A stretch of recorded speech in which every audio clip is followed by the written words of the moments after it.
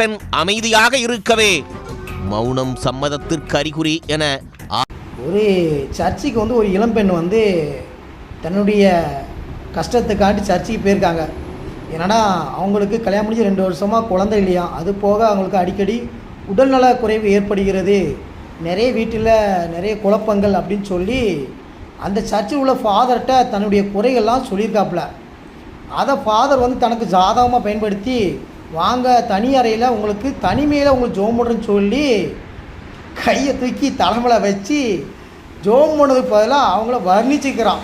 நீங்கள் ரொம்ப அழகாக இருக்கீங்க, நீங்கள் வந்து நீங்கள் கல்யாணம் முடிஞ்சு உங்கள் கணவர் கூட இருக்க போய் தான் நிறைய பிரச்சனைகள் வருது, நீங்கள் ஏன் கூட இருந்தீங்கன்னா உங்களுக்கு எல்லா பிரச்சனையும் சரியாயிரும், நான் இறைவனால் அனுப்பப்பட்ட தூதர், அதனால் உங்களுக்கு நிறைய பாக்கியங்களை அள்ளித்தர விரும்புகிறேன்னு சொல்லி கையை வச்சுருக்கான். கடைசி கத்தி கூப்பாடு போட்டு ஜெயிலுக்கு